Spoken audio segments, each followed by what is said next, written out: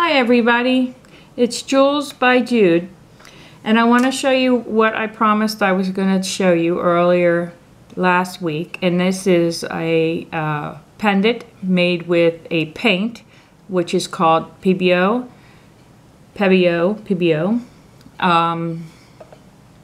This is it. This is Prism.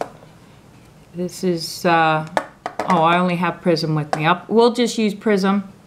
It'll react real well. It's what I call a reactive paint. Reacts to itself, spreads out, blends together, does its own thing, literally. So let's get started. I'm going to do is another blank here, okay? And what I'm going to do, this takes long to dry, very long, like days to dry. It's worth it for the effect. If you're really rushed for a show or a gift or something like that, you really need to remember how long this takes to dry. It's fun though. Has a lot of color in it. And once you see the colors, and what I'll do is I will take photos or short little videos, and Chuck will edit them together for me so that you can see it to some degree reacting before your eyes, because that is actually a very, very fun and interesting aspect to this project. Right now all I'm doing is filling my clay after I conditioned it, filling my bezel rather, after I've conditioned it with the black Polymer clay. Going to turn out looking quite like this. I'm going to use my transfer sheet, transfer plate. I'm going to wet it. I'm going to place it over top, and I'm going to gently press with a little bit of pressure. Now mind you, what I need to do this, the reason why I really need to do this is to put some type of texture into the bezel so the paint will not run right off of the Polymer clay after I bake it. It will fall into the crevices of the piece. If I used or did not use a texture plate, the possibility exists that the paint would run right off of it because there's no edge holding it on. Now, what type of texture plate? Right now I'm using the Pebble one. I kind of like it. This is it here. And this is it here as well. And we will do a couple. I'm going to bake this one time. So you got one shot at this one bezel, one process. You can start over on another one if you like, because you cannot bake this paint, at least not to my knowledge. It doesn't have a strong smell to it, but it does have a smell. So you might want to, if you're sensitive, you may want to wear your masks while applying it. And it does take a while to cure, so you may want to place it in a room where other sensitive people aren't going to be, with a well ventilated area. But it's not terrible, but if you're sensitive, please be aware of that. Okay, I'm going to bid you farewell until after these are baked, and then we're going to apply the paint and have some lot of fun. These things are cool. I'm back. These are my baked pieces. They came out really well, and I'm going to show you how to apply the paint, and then we're going to watch them dry. But it will take a day or two to get to a point where you'll be able to handle them. But you will be able to, I will be taking shots, and you will be able to see how it's done. One of the very most important things about this paint is that you stir it as much as 5 minutes or more before you use it. I'm not going to make you watch me stir this paint for 5 minutes for each container. But keep in mind that you must stir it, and it does come in pretty thick sometimes, and other times it's thinner, but that's okay. Just as long as you stir it for as long as it should need to be stirred, and that is at least 5 minutes, okay? So here is how I'm going to do it. This is a paintbrush of mine, and this is, I'm going to be honest with you, I generally just use the back of the paintbrush. It's not a paint on paint. It's more of a drip paint. You can paint it on, but it probably will not have the same effect. You can experiment and try different ways, see what you like, but once you start to see this react, you'll start to understand. Remember that I do have pits. This is a textured stamp that I used, plate, okay? And that is what this is. So it has crevices in it, which is going to hold, little containers hold my paint as my paint reacts to the other paint that it's touching and whatnot. This is a lighter color. I like this color. It's like an eggshell color, okay? And it does go well with this blue and this purple. It is Pebeo Prism Fantasy. That's what I'm using. It can be found at Michael's, maybe at Hobby Lobby, but for sure at Michael's, because that's where I buy mine. I wait until the 60% off or 50% off, and I buy a small kit of each. I use a small amount on my pieces, or enough, and it works out well for me. It's a dramatic look. It may not be what you like, but you'll find out soon enough, because I'll be doing the hard work for you. And that's buying it and making it and showing you. So here we go. I'm going to stir it again because, as I said, it really, really needs to be stirred. Okay? Now I'm going to just take a little dab. I'm going to dab it here. And that's how I'm going to start. I want to dab because if you spread it too much, it may not. I like the effect that it makes if I dab it versus spread it. And you may see why. I can never tell what's going to happen with this paint. You can keep adding as you like, where you like. You might think that's where I'd like to have a spot of blue, and it says, nope, I don't think so. And kind of does what it wants. Kind of like me, and probably most of you. All right. That's a little start. I'm going to scrape this off as much as possible. Take my paper towel. I'm just wiping it off because I'll probably come back to it, but we'll see. It all depends. Stir again. Every time you use it, even the first thing I would do is decide what paints you want to use. Stir those paints up nice and well, and then that way it'll limit your amount of time that you spend stirring that paint up right before you use it. And here's another one. This is my purple. It's a deeper purple. I'm going to put that right next to my colors here. This is going to be the purple and the eggshell. I kind of like those two colors. Then I'm going to decide what to do with themselves in a few. It's really cool. You don't have to sit here and watch it dry. You just have to, like, every so often go back to it and you'll see, wow, that is really cool. It's very different. It's different than what you used when, you know, you put it on there. It spreads away. I'm going to leave that go for a second. Work on my blue. Let's see if I can detect what color that. No, the color is off. It's a blue, but they have the colors in there. You can read them, but it's like a blue. So I'm gonna do the same as I did on the other one. Sometimes if you spread, like if you put a lot on there, even if it spreads off of it, which is not ideal, you can get it cleaned up.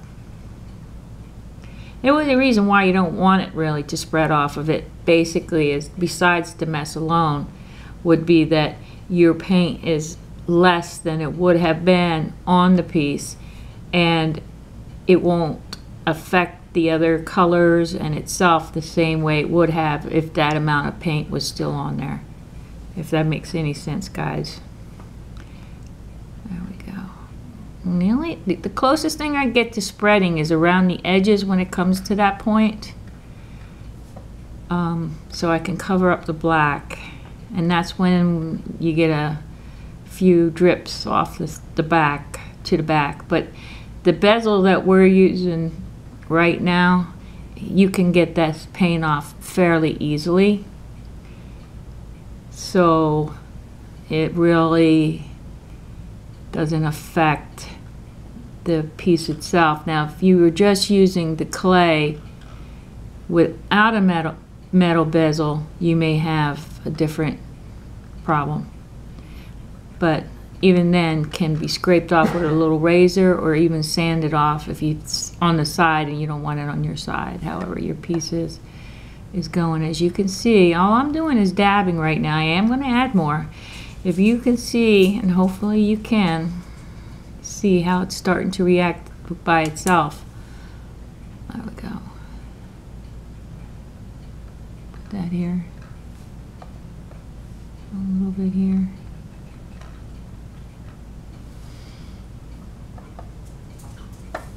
You don't have to add colors for it to react either. I might have should put that, make sure you understand that, because it will crackle up all by itself.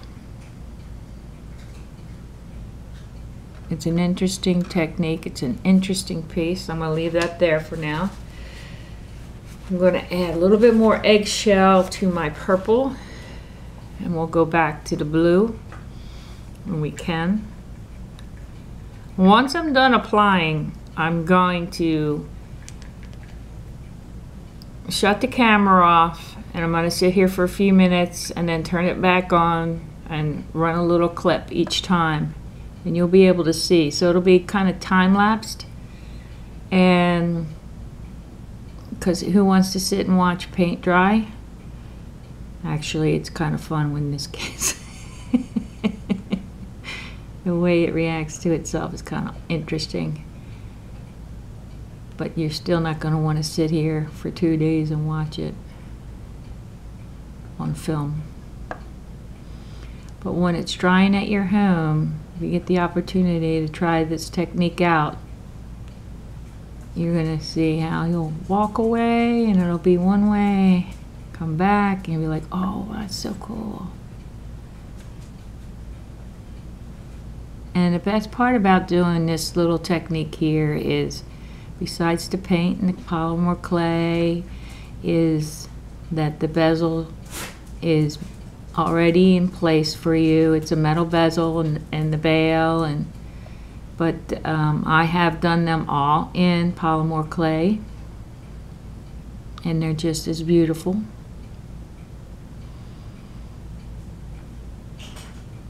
Spread this down because I want to add more purple in a minute here.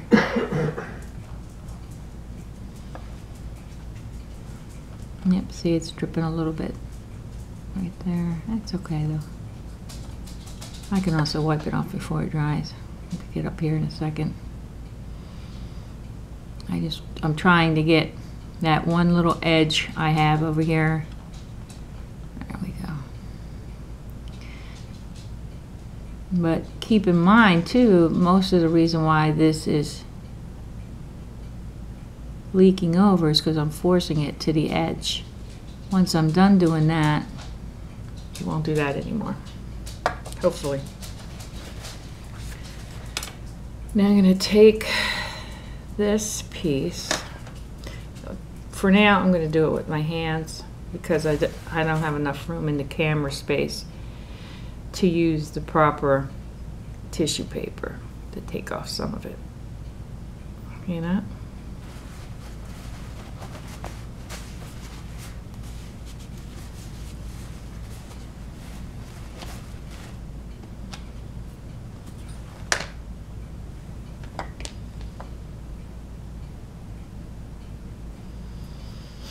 Now, what I did here, let me wipe this off, was I placed it on one of my texture plates to keep it flat and even, and it probably will still be around the edges, but I want you to see that you can make it on, you know, a flat surface here.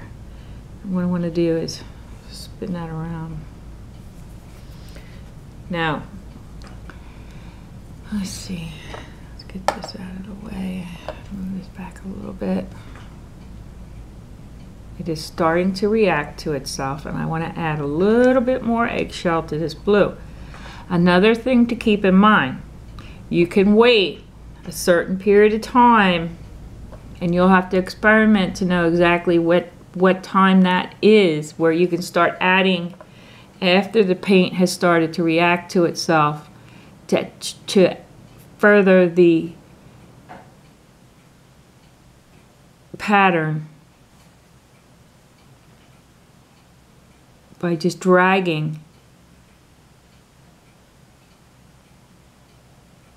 the back of your paintbrush or whatever tool you're using across the piece, and then just let that set. And as you can see, hopefully in this camera, you can see where the blue paint has reacted, started to make different designs, and the eggshell I just placed more on top of it. And in this case, it will indeed start to react as well. And the purple here and the eggshell is also making a different design, and they are also reacting to it themselves as well. Now I'm going to shut the camera off. I'm going to wait a couple minutes. I'm going to turn it back on and show you what they look like. Hi everybody. This is one of the shots I promised you. I want you to see what it looks like, and we're only maybe 5-10 minutes in, and it's starting to react to itself. Remember, the last things we need to do is to clean up the bezel, so just pay attention to the paint and the paint drying. I left a little bit of black showing on the blue and eggshell on purpose. I want to see what that might come out like. If I don't like it, I can just add a little bit of paint to the edge and make it to my liking. But as you can see, the paint is reacting to itself, and I will be back later to show you again. Hey everybody, I'm back. This is what they look like now. Very different than what they were. Let's see if I can zoom in a little bit on there. There we go. Look at that purple. Wow. It's like magic right before your eyes. I'll be back again. We'll see how they come out. Okay everybody. We're about an hour into the drying process. I just want you to be able to see the difference of what's going on with the paint. And although it looks like some of the crevices, it's actually how the paint dries, but there is some that are actually falling down into the crevices. If you use a lighter coat, you get a more dramatic texture. So I'll keep you updated, but this is what it looks like, and we're almost an hour into the drying process, just so you can get a gauge on where we're at. Hi everybody! It's been 2 hours, and there will be one more shot about 3 hours from now, and that'll be the final one, so that you can see what it's going to look like. Should be able to be held up and examined at that point, and the reaction will have stopped. See you then. Hi everybody. This is the last clip from our project, and I want you to see how they came out. They are still tacky. They will not be dry for days, but I wanted you to see what they look like. And this one, you can really see the craters. Okay, you see how that just seeped into the impression that we used, the pebbles. It did indeed soak right down in there, and if you look very closely you can see the texture, and that is really cool, and the paint has reacted beautifully in my opinion. It does its own little thing. And if you enjoyed this, please like, subscribe, share. It'd be very appreciated, and I hope you enjoyed it and learned something, and feel free to ask me any questions anytime. I will be more than happy to answer them for you. Goodbye for now. God bless.